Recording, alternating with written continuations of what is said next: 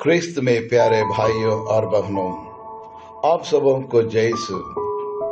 संसार के दुखों को दूर करने वाला हमारे प्रभु यीशु ख्रिस्त का प्रेम एवं उनकी कृपा सदा सर्वदा आपके एवं आपके परिवार के साथ युग तक बने रहे। प्रिय विश्वासियों, आज हम 40 का चौथा इतवार मना रहे हैं। आज के तीनों पाठों का सारांश है मनुष्य को गुलामी बनाने वाली हर बुरी शक्तियों एवं पापों को मिटाकर हमें हर तरह की आजादी देने वाले ईश्वर को साथ देने के लिए कहता है, हमें बतलाता है। जी हाँ प्रिय विश्वासियों, आज हम सब ऐसी दुनिया में जीवन यापन कर रहे हैं जहां हर एक व्यक्ति फुल फ्रीडम पाना चाहते हैं, पूरी आजादी प्राप्त करना चाहते हैं, बोलने में, करने में और हर क्रिया में और आजादी चाहता है। पूरी तरह से पाने के लिए तरसता है। आजादी मेरा जन्म अधिकार है। हर क्षेत्र में आजादी पाने की कोशिश इंसान करते रहते हैं। अंधकार में भटकने वाले ज्योति में आना चाहते हैं। जीवन के अंधेरे से ग्रस्त लोग भी आजाद पाना चाहते हैं। राजनीति दबाव से और शासन से और बुरी शक्तियों से, किसी बुरी आदत से छुटकारा पाने के लिए हम में से हर एक व्यक्ति उसके लिए आशा करते हैं। और कभी कभी कमजोर और आर्थिक परिस्थिति से भी छुटकारा पाना चाहते हैं गरीब और दरिद्र लोग। जी हाँ प्रिय विश्वासियों, कोई भी इंसान और गुलाम बनना नहीं चाहता है। We all hate slavery। गुलामी से हर एक व्यक्ति घृणा करते हैं। और इसलिए डैनिश भाषा में एक कहावत है, It is better to be a free bird than to be a king in the cage। It is better to be a free bird than to be king in the cage। यानी चार दीवार के अंदर राजा बने रहने से अच्छा एक आजाद पक्षी बन जाए। जी हाँ ख्रिस्त में प्यारे भाई और बहनों, और उसी प्रकार फिडेल कैस्ट्रो ने भी ये कहा है कि खामोश गुलामी से अच्छा जोखिम भरी आजादी। खामोश गुलामी से अच्छा जोखिम भरी आजादी प्राप्त करना। उसी प्रकार हमारे प्रभु यीशु ख्रिस्त मानव जाति की परेशानियों को देखकर मानव की पापों, बीमारी, बुरी शक्ति और शैतानी शक्तियों से ग्रस्त और इन तमाम चीजों के गुलाम बन चुके मनुष्य को बचाने के लिए और हर तरह की गुलामी से आजाद करने के उद्देश्य से अपने मिशन कार्य प्रभु यीशु ने प्रारंभ किया है। और इसी के the sole purpose of Jesus coming into the world and the only goal of Jesus ministry is to free from all kinds of bondages। यानी मानव जाति को मुक्ति दिलाने के लिए, हर प्रकार की कोशिश करने के लिए, अपने जान को दांव में लगाने के लिए प्रभु यीशु ख्रिस्त संसार में आए। और संत लूकास के सुसमाचार अध्याय और 4 पद संख्या 18 से 19 में हमें देखने को मिलता है। गरीबों को, लाचारों को मदद करने के लिए, रोगियों की चंगा करने के लिए, मृत्यु को जलाने के लिए, अंधों को दृष्टि देने के लिए, बहरों को कान देने के लिए, और जिन लोगों के हर प्रकार की गुलामी से और उसको मुक्ति दिलाने के लिए ही प्रभु यीशु ख्रिस्त अपना मिशन कार्य शुरू करते थे। जी हाँ ख्रिस्त में प्यारे भाई और बहनों, आज के तीनों पाठों के द्वारा हमारे प्रभु यीशु ख्रिस्त और हमें 2 प्रकार की स्वतंत्रता देने के बारे में बताता है। पहला आजादी, राजनीति से गुलामी। राजनीति से गुलामी आजकल हर देश में हमें यह देखने को मिलता है कि हर देश के जो भी मंत्री हैं आज जो नेतृत्व करते हैं और लोगों के साथ अन्याय और अत्याचार करते हैं, यानी सच्चाई के मार्ग पर अपने देश के शासन नहीं करते हैं। आज हमारे भारत देश में राजनीति को देखकर ऐसा लगता है और हमारी स्वतंत्रता धीरे धीरे खत्म होती जा रही है। राजनेता लोगों की आजादी को कम करते जा रहे हैं। उसी प्रकार लगभग 430 सालों से, सदियों से इजरायली लोग मिस्र देश की गुलामी से बचने के लिए उम्मीद करते थे। ऐसा वो लोग इंतजार करते थे, हमारा एक मसीहा आएगा, वे जल्दी आएगा और वे आकर हमें मिस्र देश की गुलामी से हमें छुड़ाएगा, हमें इस्राएल देश में लेके जाएंगे करके, और लोग बेसब्री से पूरे भरोसे के साथ इंतजार करते थे। और मसीहा और कहीं से नहीं, सिर्फ यहूदियों में से एक होगा करके सपना देखते थे। कुछ लोगों को यह मानना था कि शायद एक ही गैर यहूदी राजा मसीह बन के और हमारे बीच में आ सकता था, और वो था फारस के राजा साइरुस। और उसका कारण आज का पहला पाठ हमें बतलाता है। यावे की आज्ञाओं को मानने वाले इजरायली लोगों को खलदियों राजा की गुलामी यह साइरस राजा आदि दिलाई थी, और दूसरे यही एक ऐसा राजा जो ईश्वर की आज्ञाओं के अनुसार यरूशलेम में मंदिर बनाने के लिए इजरायली लोगों को अनुमति दी थी। इसलिए यहूदी लोग हमें राजनीति से आजादी देने वाला ईश्वर का बेटा यीशु मसीह ही मसीहा हो सकता है करके उन पर पूर्ण विश्वास किया था। और ईश्वर ने भी फारस के साइरस की मदद की।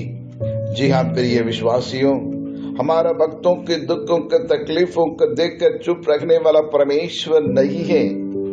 हमारा परमेश्वर और संकट के समय हमें भूलने वाला परमेश्वर नहीं है, और हमारी दर्दनाक परिस्थिति को देखकर हमसे दूर भागने वाला परमेश्वर नहीं है। हमारी पुकार को अनसुनी करने वाला परमेश्वर नहीं है। अन्याय और अत्याचार को देखते हुए हंसी उड़ाने वाला परमेश्वर नहीं है।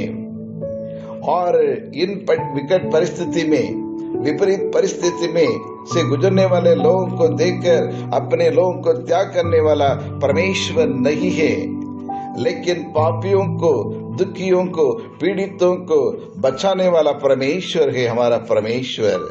स्वर्ग से उतरी हुई जीवन की रोटी मैं हूं करके कहने वाला परमेश्वर हर मनुष्य के दुखों को, परेशानियों को दूर करते हुए उनको शांति और समाधान और मन की शांति देने के लिए, और हमारे प्रभु यीशु क्रिस्त हमेशा तत्पर रहते थे। और आज भी वही प्रभु यीशु आपकी और मेरी, हमारे परिवार की रक्षा करते आ रहे हैं इन विपरीत परिस्थितियों में भी।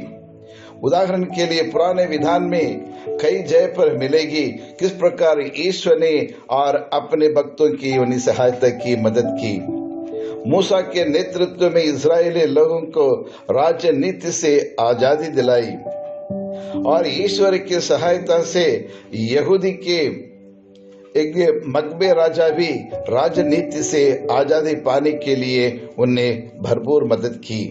जी हाँ क्रिस्त में प्यारे भाई और बहनों, यह है पहले राजनीति से आजादी।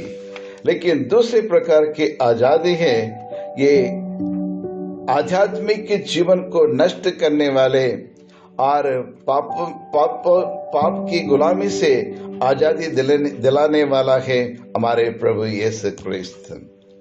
मनुष्यों को और आपको और मुझको पापों से बचाने के लिए, कुकर्मों से बचाने के लिए, श्रापों से बचाने के लिए हमारे प्रभु यीशु ने कलवारी पर खून बहाया। हमारे रोगों को, हमारे हर दुखों को प्रभु, हमारे कमजोरियों को, हमारे बीमारियों को प्रभु यीशु ने उस दिन क्रूस में उठा लिया था, ताकि आप और मैं निरोग रह सके। और सारी मानव जाति को मुक्ति दिलाने के लिए प्रभु यीशु क्रिस्त अपने जान देने के लिए हमेशा तत्पर थे और मनुष्य की पीड़ाओं को, वेदनाओं को दूर करने के लिए वह अपनी पवित्र आत्मा की मदद के द्वारा हर एक भक्त जन एक अच्छे जीवन बिताने के लिए और अनेक प्रकार के वरदान पवित्र आत्मा के द्वारा हमें दिलाया है। जी हाँ, क्रिस्त में प्यारे भाई और बहनों, यही हमारा सच्चा परमेश्वर, यही हमारा सच्चा मसीहा है जो दुनिया में किसी और ईश्वर से, किसी भगवान से हम तुलना नहीं कर सकते हैं। एक अनोखा, एक यूनिक मसीहा है हमारे प्रभु यीशु क्रिस्त। दुखों को दूर करने के लिए, परेशानों को, पीड़ाओं को, वेदनाओं को दूर करते हुए हमारे मन की शांति देने के लिए, एक आनंदमय जीवन देने के लिए अपने जीवन को दांव पर लगाने वाला है हमारे सच्चा परमेश्वर प्रभु यीशु क्रिस्त। तो आइए हम उस प्रभु पर हम विश्वास करें और उनकी आराधना करें, उनकी स्तुति करें, उनके नमन करें, उनकी सुमिरन करें। और यरूशलेम के लोगों को बार बार चेतावनी करने के बावजूद भी और वह लोग ईश्वर की आज्ञाओं को उल्लंघन किए, ईश्वर की आज्ञाओं का अवहेलना की है, लेकिन उसके बावजूद भी और यरूशलेम यहूदी लोगों को, इस्राएली लोगों को बचाने के लिए प्रभु ने अनेक बार उन्हें कोशिश की। जी हाँ, क्रिस्त में प्यारे भाई और बहनों, आज दुनिया की हर बुराई से बचाकर आपको और मुझको, सारी मानव जाति को सुरक्षित रखने के लिए एक मुर्गी के समान, एक मादा मुर्गी के समान अपने पंखों के छाया में हमें रखकर हमें सुरक्षित रखते हैं, हमें आश्रय देते हैं। यही है हमारा सच्चा परमेश्वर यीशु क्रिस्त, जीवन देने वाला परमेश्वर, आपको मुझको पालन करने वाला परमेश्वर है। आज भी हमें बचाने के लिए और अपने नबी एवं स्वर्गदूतों को भेजकर हर दिन हमारी रक्षा करने के लिए, हमारी सहायता करने के लिए हमेशा हमारे साथ रहता है। लेकिन यहूदी लोगों के समान कई बार हम भी ईश्वर को साथ नहीं देते हैं, ईश्वर की आज्ञाओं को मानने के लिए तैयार हम नहीं हैं, प्रभु यीशु के द्वारा दिए गए निर्देशों को पालन करने के लिए तैयार नहीं है। हम अपने अपने काम में व्यस्त रखते हैं। जी हाँ, क्रिस्त में प्यारे भाई और बहनों, आदि में ईश्वर ने अपने अनेक प्रकार के नबियों को भेजकर और उनके सुधारने की कोशिश की, but there was no use. अंत में प्रभु पिता परमेश्वर ने अपने एकमात्र पुत्र प्रभु यीशु क्रिस्त को एक बलि के रूप में, बलि के मेमने के रूप में इस संसार के लिए उन्हें भेजा है। जी हाँ, क्रूस मरण द्वारा दुनिया को बचाया, मानव जाति को मुक्ति दिया, अनंत जीवन प्राप्त करने के लिए हमें योग्य व्यक्ति बना दिया और हमें मुक्ति दिलाने के लिए ईश्वर ने और प्रभु यीशु को क्रूस के ऊपर उठा लिया। हमें नया जीवन देने आए प्रभु को, और मुझे पापों से बचाने के लिए जो इस संसार में आए प्रभु को हम और मैं क्या देते हैं? हम प्रभु यीशु को क्या देना चाहते हैं? क्या हम प्रभु यीशु के आज्ञाओं को मानने के लिए तैयार हैं? क्या हम प्रभु यीशु के नियमों को पालन करने के लिए तैयार हैं? क्या हम हमारे पुराने पापमय जीवन को त्याग कर एक नया जीवन पाने के लिए और हमारे दुश्मनों को क्षमा करने के लिए, परिवार में एकता बनाए रखने के लिए, परिवार के लोगों से जो मन मुटाव है और दुश्मनी है और रंजिश है, इनको सब दूर करने के लिए हम तैयार हैं। हर प्रकार की गुलामी से नफरत करने वाला है हमारे प्रभु यीशु क्रिस्त। जी हाँ, क्रिस्त में प्यारे भाई और बहनों, उसी के समान आज समाज में, परिवार में रहने वाले मेरे भाई बहनों की और उनको गुलामी से बचाने के लिए मैं कौन सा कदम उठाता हूँ? उनके प्रति मेरा कर्तव्य क्या है? आजकल भारत देश में 100 दिन से ज्यादा चल रहे किसान आंदोलनकारियों को मैं क्या करता हूँ? मैं क्या उनके लिए दे सकता हूँ? और दूसरे बार पड़ोसी देश में देखते हैं, म्यांमार में चल रहे गृह युद्ध, राजनीति उठापटक में आज आम जनता मारी जाती है और उसके प्रति मेरा कर्तव्य क्या है। कुछ दिन पहले आप लोगों ने टीवी में देखा होगा, सैनिक के लोग और प्रोटेस्ट करने वालों के ऊपर गोली चला के मार डालते थे और उसमें लगभग 150 बच्चे की जान चली गई थी। इसको देखकर एक सिस्टर, एक कन्यास्त्री ने और उन बच्चों पर तरस खाई और फौजी के सामने घुटने टेक कर और बच्चों की जान की भीख मांग रही थी और सैनिक के लोगों से कहती थी, भैया कृपया आपसे मैं हाथ जोड़कर विनती करती हूँ, इन मासूम बच्चों को मत मारिए, उसके बदले में मुझे दंड दीजिए, मुझे गोली से मार के मुझे हत्या कर लीजिए, लेकिन ये मासूम बच्चों को आजादी के लिए मैं प्रार्थना करती हूँ, उन्हें मत मारो। जी हाँ क्रिस्त में प्यारे भाई बहनों, यही सच्चा यीशु के शिष्य है, यही सच्चा क्रिस्तीय है। वही सिस्टर के समान आज आप और मैं हम क्या करते हैं। आज हमारे परिवार में और हमारे समाज में इस प्रकार अनेक प्रकार का अन्याय अत्याचार हो रहा है, उसके प्रति मेरा कर्तव्य क्या है। क्या दूसरों के प्रति मेरे मन में तरस है, दया है, करुणा है। आइए इस मिसा बलिदान में भाग लेते समय हमारे प्रभु यीशु क्रिस्त से कृपा मांगे, आशीष मांगे, ताकि ना सिर्फ हमेशा अपने बारे में लेकिन अपने भाई बहनों को भी आजादी दिलाने के लिए, उनकी मदद करने के लिए हम कोशिश करें। हम प्रार्थना करें। हे पिता परमेश्वर, हम आपको धन्यवाद देते हैं प्रभु, मुझे बचाने के लिए, मुझे सुख शांति देने के लिए पता नहीं आपने कितने प्रकार के दुख तकलीफों को सामना किया। अंत में प्रभु हमें पापों से छुड़ाने के लिए, स्वर्ग राज्य के ले चलने के लिए, योग्य व्यक्ति बनाने के लिए प्रभु आपने अपना सारा जीवन निछावर किए हैं। उसी प्रकार हमें भी आशीष दे।